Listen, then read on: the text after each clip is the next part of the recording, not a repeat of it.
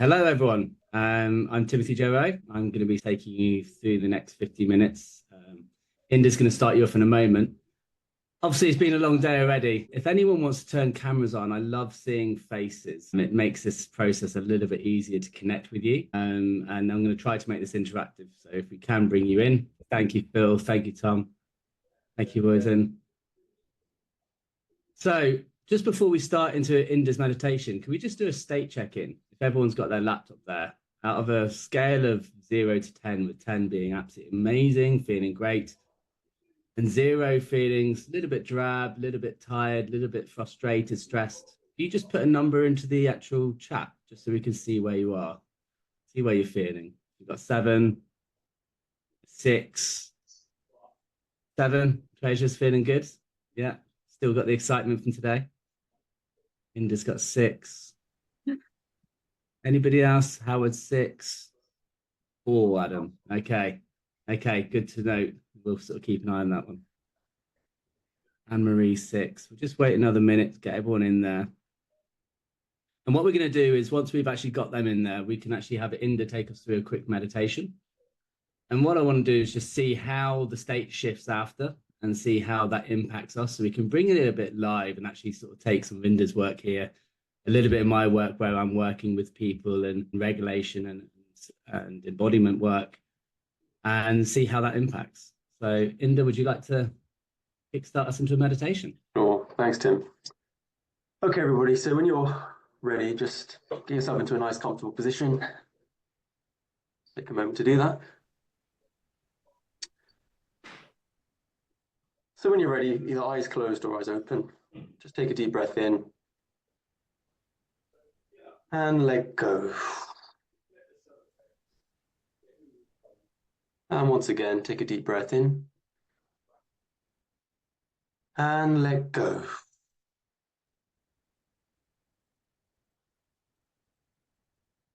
And when you're ready, I'd like you to just take 2 quick inhalations through your nose and then immediately through your mouth so I can demonstrate. So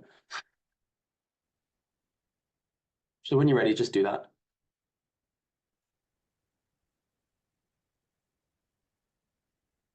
And one more time.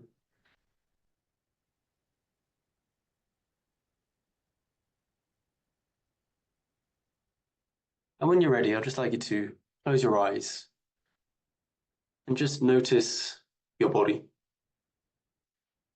Just notice how you're sitting.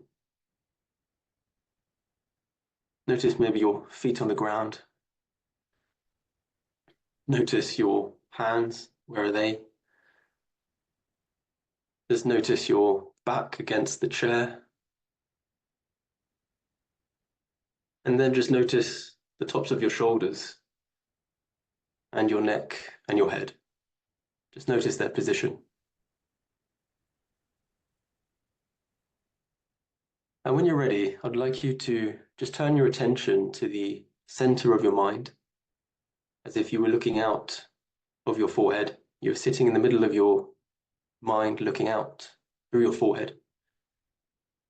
And just notice the thoughts, the feelings, the sensations, just bouncing around.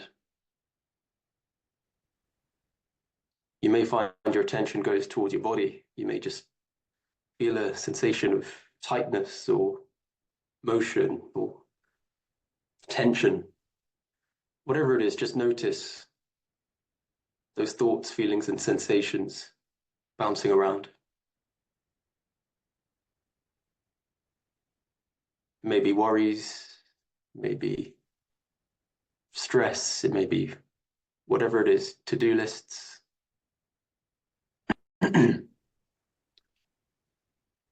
Try not to indulge those thoughts, just notice them bouncing around, moving back and forth. And when you're ready, I'd like you to imagine in the center of your mind a white ball of energy. And when you're ready, I'd like you to start pushing or shoving or putting those thoughts, feelings, and sensations into that white ball of energy, whatever it may be. Just start throwing them in there. any thoughts, feelings, sensations. Just start throwing all of those feelings and thoughts into that ball. And as you put more thoughts and feelings into that ball, imagine it get larger and larger as it expands with all of your thoughts, feelings, and sensations. Just keep going, just keep shoving them in there, whatever it is. Even just distraction, even just feelings of distraction, and you're seeing your attention drop into your body, just notice it and just shove it in that white ball and see that white ball of energy get larger and larger and larger. When you're ready, I'd like you to now push this ball of energy all the way down through the center of your body to the bottom of your feet, about a meter beneath your feet. So when you're ready, just do that. Just push that ball of energy down through the center of your body until it's about a meter beneath your feet. And just notice how much lighter you feel all of a sudden. Just notice that separation from all your thoughts and feelings. And now just see that ball 1 meter beneath your feet. Notice the clarity of your mind. And now, whilst keeping attention on the bottom of your feet, I'd like you to imagine pushing energy down from the top of your head all the way down through a central canal in your body to the bottom of your feet, into that ball of energy. And just keep pushing and pushing that energy down, like a stream, like a waterfall, however you want to imagine it. You can imagine a hoover beneath your feet, just sucking that energy down from the top of your head all the way down to the bottom of your feet. And just feel that sensation of being almost sucked down or grounded and pulled towards the earth. And just do this a few more times. Just keep pushing, see that energy, feel that energy pushing from the top of your head all the way down to the bottom of your feet. Keep going, and do it forcefully if you wish. Push it down, push it down, push it down.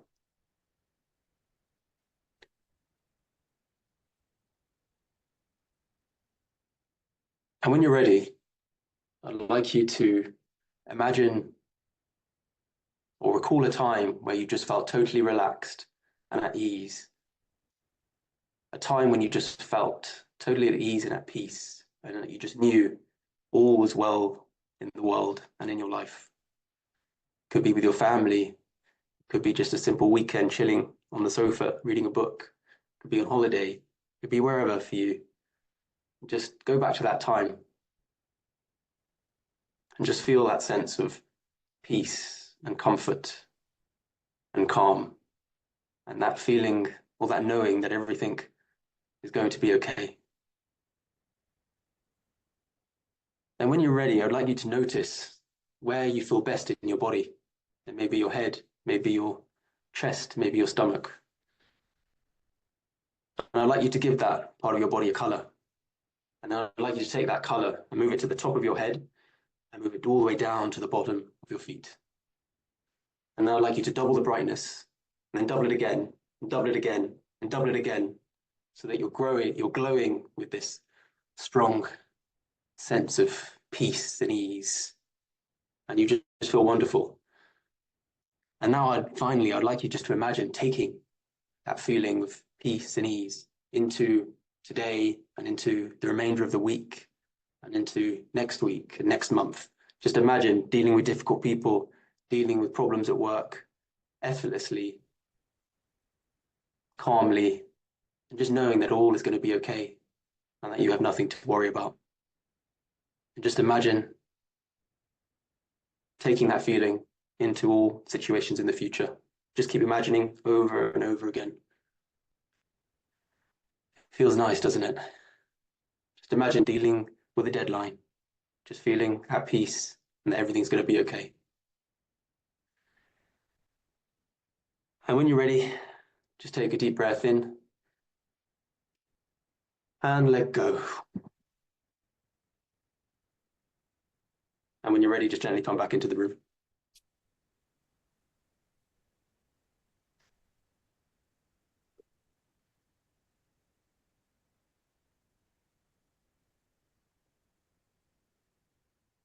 Okay, thank you very much, Inda.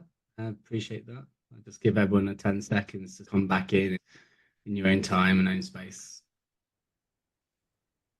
And when you're ready, if you would like to, I'd invite you to turn the camera on so we can connect back and see to move forward and see how you're doing.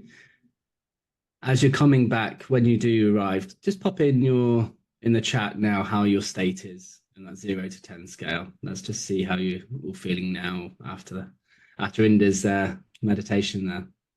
Let's see how. Don't feel pressured. You don't have to make it better. It could worse. It's interesting to see the change.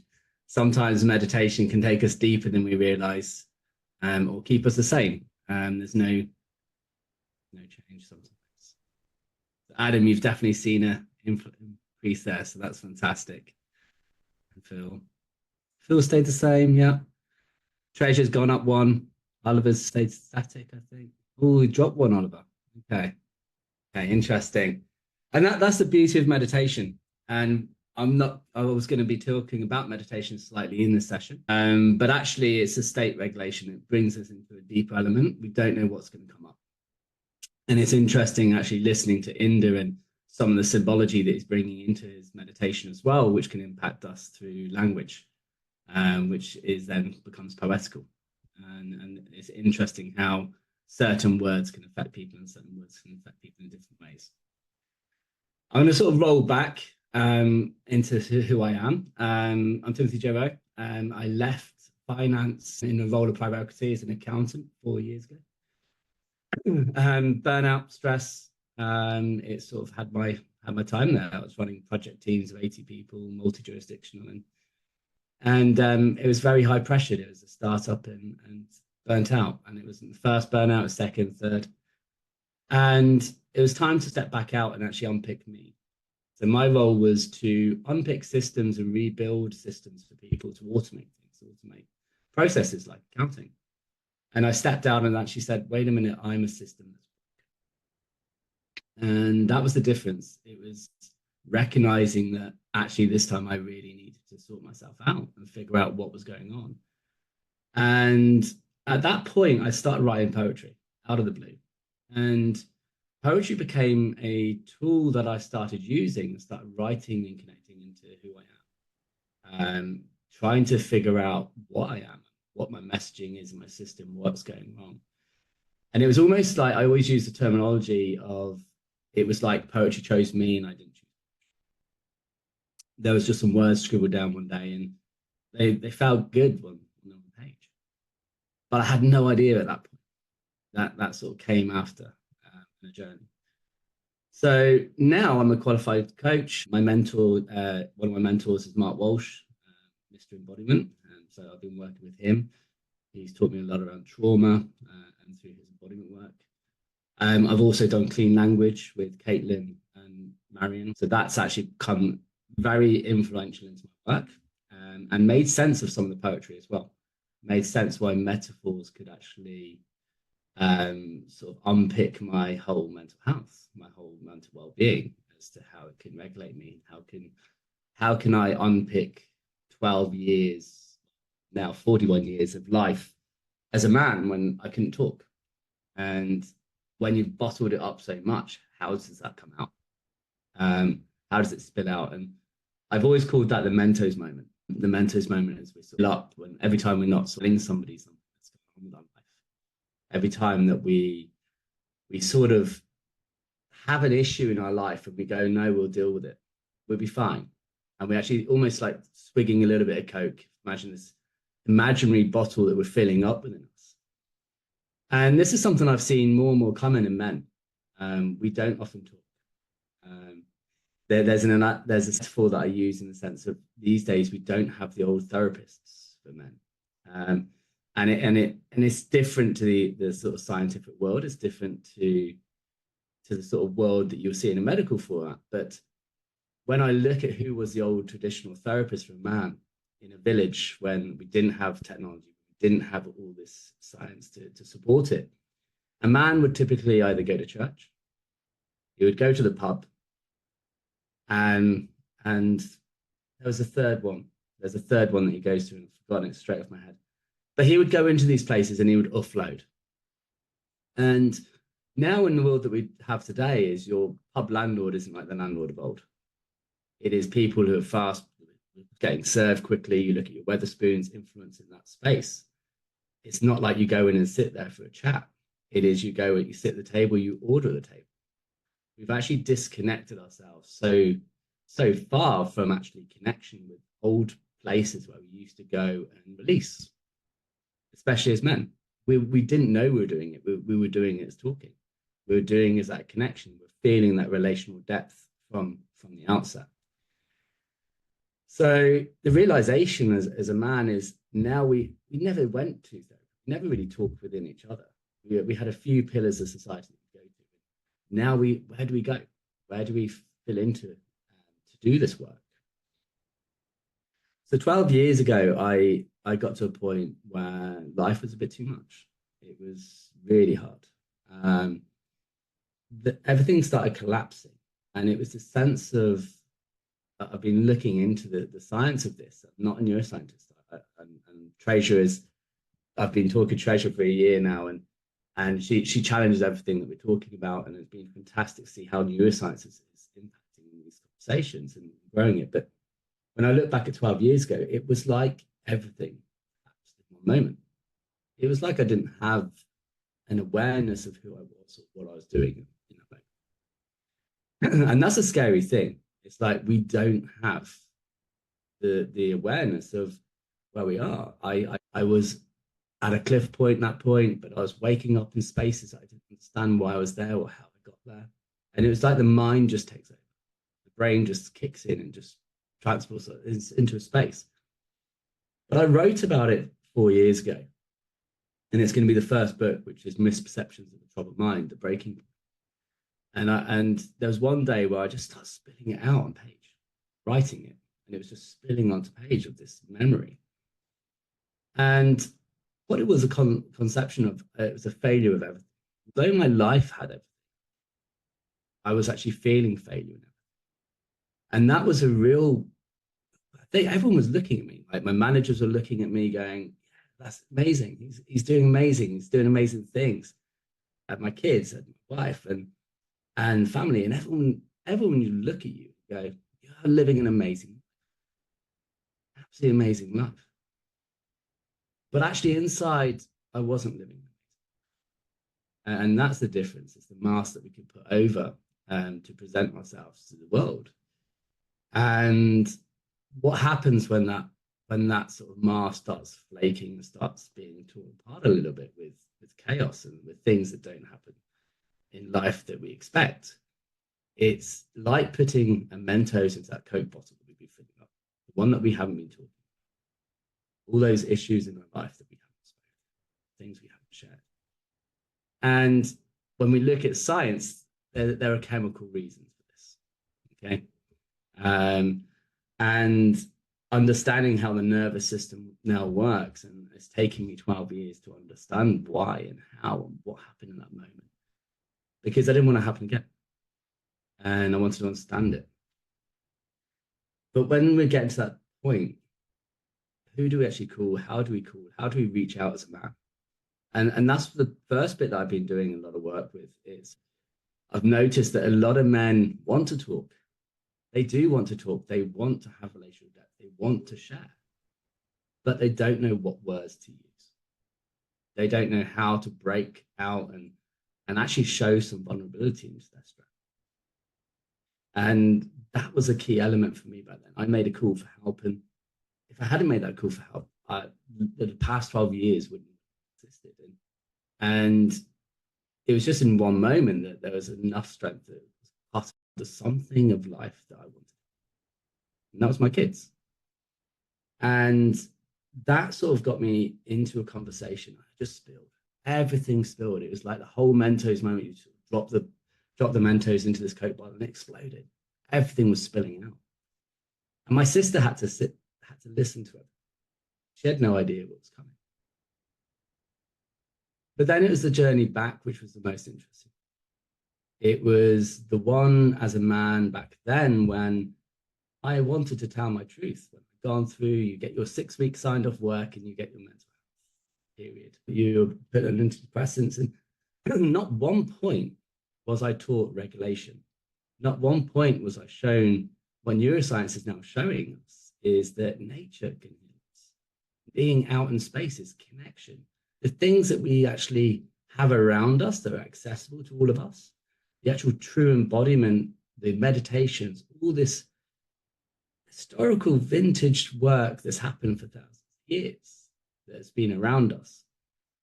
And I always saw, until I met Tracia, that science was saying, no, it's a full medical route. And actually what we're experiencing and what she's taught me through the neuroscience aspect of coaching is that actually neuroscience is backing up these things. It's backing up our connection. It's backing up how we utilize nature. Like Inda's just gone through an amazing talk on nutrition and seeing the impacts of nutrition and the impacts of science and the impacts of the environment on that as well.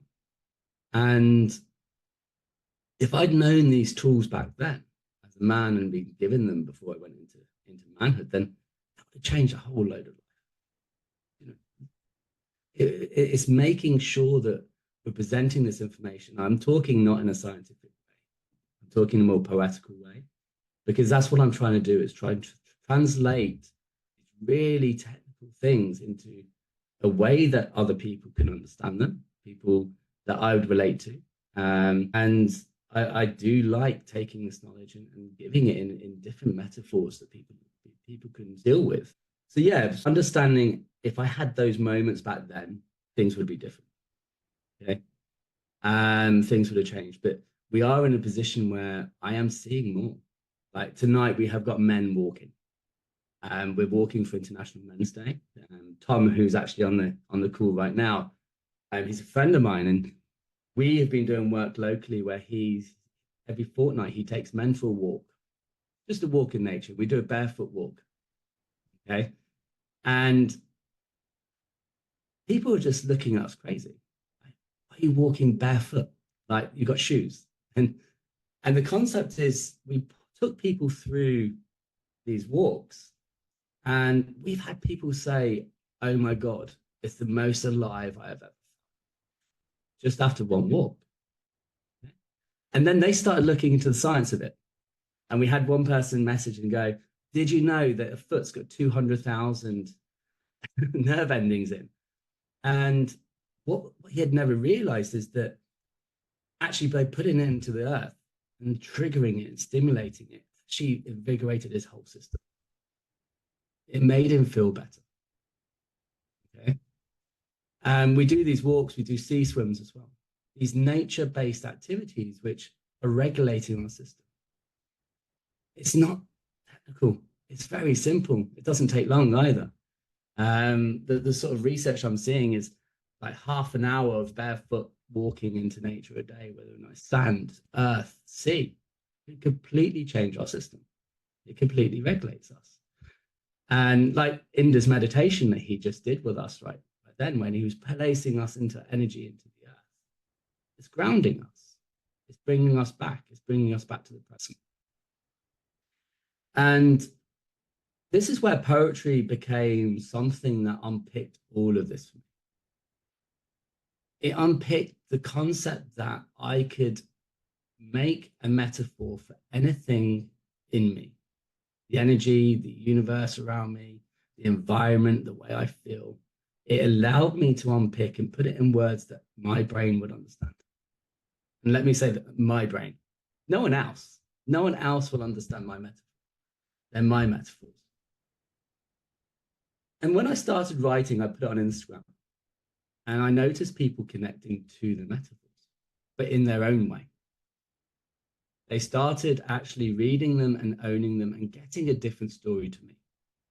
It did something different in their system to my system. And that was confusing to me. I was like, well, this is my emotion. And part of it was I had the imposter syndrome came out earlier today.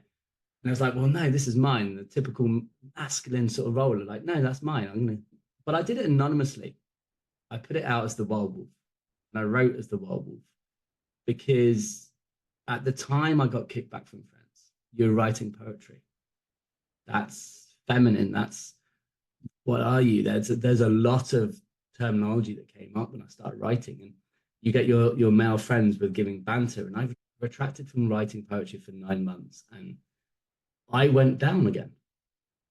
I went in a spiral again, down, because I wasn't releasing, wasn't vocalizing out my words into a way that my mind would understand. So when I when I started writing, I started collaborating with people. I started writing the first half of the poem, so the first stanza of the poem, and I would put it out on Instagram, and poets would finish that poem.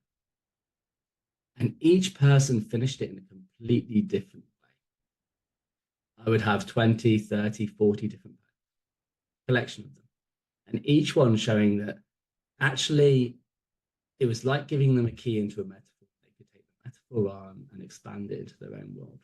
They could make sense out of it. They could take it to the place that they need to take it in that moment.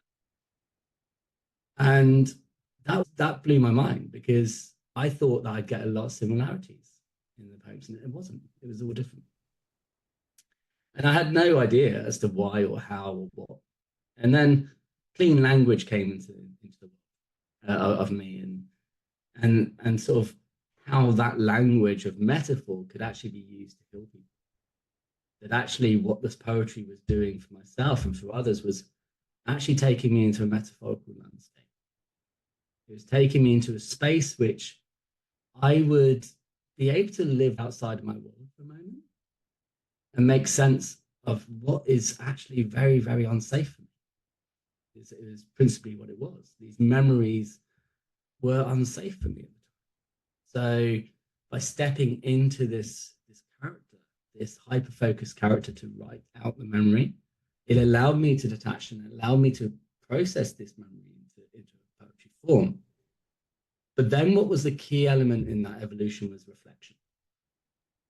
Reflecting back on the poem and writing what I thought about it afterwards.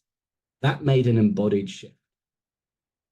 That made me actually be self-aware and reflect on the words that I'd written into a way that actually made sense and sort of started fixing the memories that were layering in there. They were creating a new metaphor based on a metaphor that was coming out.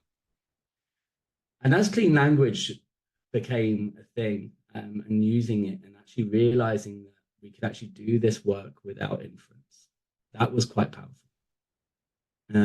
Is everyone familiar with clean language? I'm just about to put a link to clean learning. Yeah, could you put a link to Caitlin's TED Talk? Okay. So Caitlin did it better than I've seen it, and I'm not even going to try to attempt to do a Caitlin speech on clean language for you. But actually looking at how clean language forms, it allows us to ask questions without any inference. It allows our own internal system, our subconscious, unconscious, to make up the metaphor we want to take. It's not led by anyone else. It's like, I did a course this weekend with hypnotherapy, and their language is very similar to clean, but they are evoking. So there's one which is evoking and invoking. And basically the difference was I was being planted into a seed of someone else's metaphor, which is effectively what I was doing. The poetry was taking them in. Whereas clean language doesn't allow anything from the external to actually change that metaphor. You're just a guide within this. And it's very, very powerful. So the actual conversation's there. And when I did this and started unpicking it, it helped me see how poetry can really help people. And we launched a poetry evening, spoken word, at the island of Guernsey where I live. And we've seen more and more poets coming through. Seeing that one person actually showing vulnerability is actually allowing others to step into vulnerability. And we're seeing them writing out their own metaphors in their poetry. We're giving them prompts in their writing. And it's changing. Like last year, there was not many poets that were putting themselves forward for things because it's quite a vulnerable, creative act. And definitely there was a lot less men doing it. But now we're seeing a real balance in that. We're seeing more poets coming through because it allows us to see once actually one person takes that step in and shows meaningful manhood, then when I say meaningful manhood, it's actually being in connection with our feelings, with our emotions, in connection with how we regulate ourselves. Are we able to regulate ourselves? Are we able to ask the questions of ourselves to actually go a little bit deeper and become embodied? The embodiment work that I've been doing, Mark Walsh and his teaching of trauma, it's allowed me to see in a way that my own metaphors can and underpin everything, how the whole coaching element I give to clients, how it links in with poetry, how it links in with art, because creativity and art is absolutely fundamental to this expression. It allows us to take this memory and actually put it somewhere. And I'm not quoting any statistics here, but every 40 seconds, somebody is committing suicide. That is it. We've been here talking for 40 minutes, and that's a stark reality in the life. And it's something that personally, I feel deeply empathetic with it, almost hyper empathetic, which is a neurodivergent state, which I've actually just been exploring myself, which Howard actually was mentioning about neurodiversity earlier, and understanding that there's so many things are interlinking. And the beauty about neuroscience and seeing the work that Anna are doing with Treasure here, and looking at the application of how that neuroscience connects the dots between some simple things that we can do every day, even like a 5-minute centering will change your day, it can change your state. It could take us on a different journey. A poem, a song, that sort of art of creativity that we can actually absorb ourselves into, that can change our state. And so many people don't know yet that they can. And this is what I'm doing with, I'm just going to share my screen quickly because this is the way that I'm presenting today. Let me pick the right screen. So through Wild Wolf, 2 years ago, I sold my house to invest in how to prevent one more life being taken from suicide, to try to unpick how we can get to the most people, how we can actually provide a service where people who should be doing this work, real people like therapists, counselors, coaches, but also real people like Tom, who isn't a therapist, but he's running a group for men, and how we could do the work in a way that is sustainable, in a way that actually the person doing the work can sustain their income. So Wild Wolf has been testing, has been working with many clients for the past 2 years, and it's been working. This form of relationship, bringing in clean language, bringing in embodiment, bringing other toolkits, and I'm working with kids at football at the moment as well to see how embodiment work and how can I get breath work and regulation into a football training for 10-year-olds. And it's working. I'm seeing their state being managed by them just by working and giving them the tools and environment that they enjoy, especially the boys. They enjoy playing football. So by interlacing these things like meditation, breath work, embodiment into an activity and building analogy metaphors, it's actually very interesting. So this is the page that we've put out for today. It is taking a little bit of science and actually bringing some analogy and a metaphor which is friendly. At the moment, we've got a lot of, Howard touched on a lot of topics around about what it does mean to be masculine these days. What is the role of a man? And he touched on a lot of statistics, which are actually, I felt, Treasure commented it, and I felt, oh, this is really hard hitting to hear this. We're here to celebrate positive men. There are positive men in life.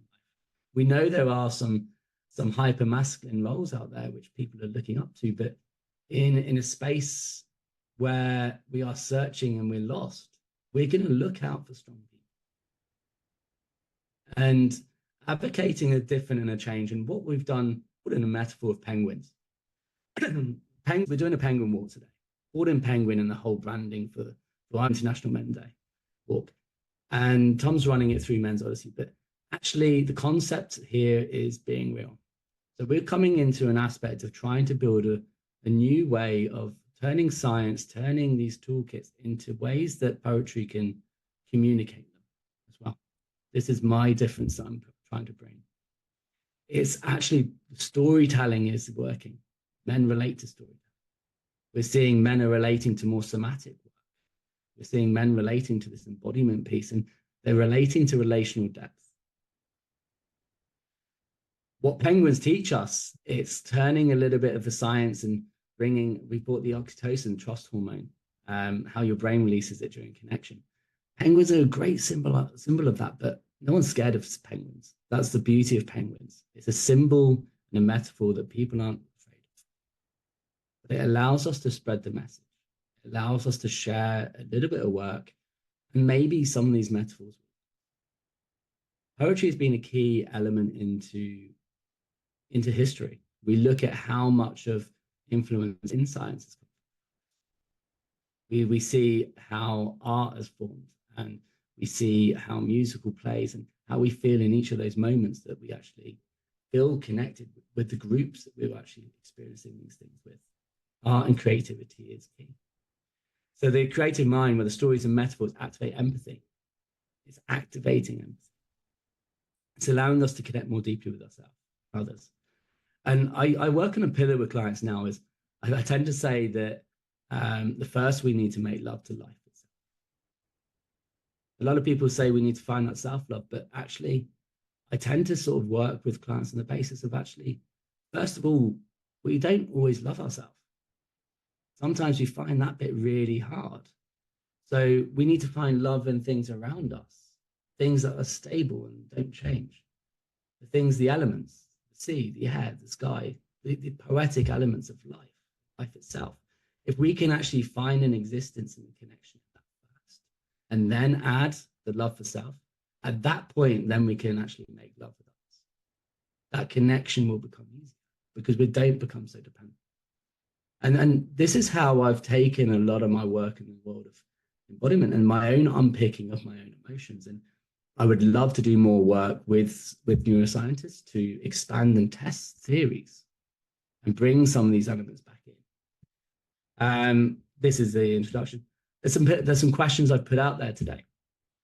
Okay, and brought in some questions around our embodiment here. So 6 pillars, we've converted the 6 pillars into ways. How do you define strength in your life? I find a lot about questioning, and that's the beauty around clean language as well, is bringing question. There's a lot of people out there in TikTok, in social media, giving us an answer, telling us we need to feel this. We need to be like this. I had one the other day about avoidant. Oh, this person is avoidant. And there's no question. They are telling us the answer without us actually finding out the answer, and we're making an assumption. And once we've made an assumption and we accept somebody who is giving this opinion and giving this talk, then that's wrong. We need to be asking questions of ourselves, understanding and asking questions of us. That's what we do each week, is challenging each other. And this healthy challenge and debate allows us to underpin what is it to us. So these are some questions that we have on the website. I'll put the website in the chat after. But it's just taking you through a journey of understanding, how are you really feeling? How deep have you been? How have you gone? We're supporting the 2 events today, Men's Odyssey Walk and Forum today. Both amazing, completely polar opposite. One is nature, science. And this is what I'm hoping to bridge. Resilient role models, leadership. Looking at the nature in the animal world is fundamental for me, and the poetry world does that. It allows us to look at a wolf. It allows us to look at a penguin and see what can we draw from that? What inspiration can we draw from that? And how can we relate to it a little bit to change some of our own metaphors in ourselves? Poem about men that I wrote, and it was about the difficulty we sometimes have to. It's not going to open for me right away. Just give me 1 second. When I came out and said I write poetry in this man's world that we live in, it was pushing out the comfort zone. And I'll leave it with this one. It's called Beyond Comfort Length. I don't want you to see. It would be so embarrassing. If I showed you what it is, then you would just laugh, make fun of me, tease me. Then you don't know what happens when I go home. You make me hate what I love. My gift is my strength. Your laughter is my guiding courage to explore. I don't want you to see. Mate, calm that jealousy, your hilarity. Tell your secret, the strength you adore. I won't laugh, I'll encourage it more. Who told you, laughed at you and scrunched you small? Wrapped in this envy's ball. Your gift is your strength. My empathy is your guiding courage to explore. I don't want you to see, no longer care if you do. Don't ask me about it, just keep on laughing, judging. Hey, why not climb roofs and shout?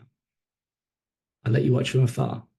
It's weakness as I claim strength, pushed beyond comfort. My gift is my strength. My laughter is my guiding courage. And I'll finish on that point.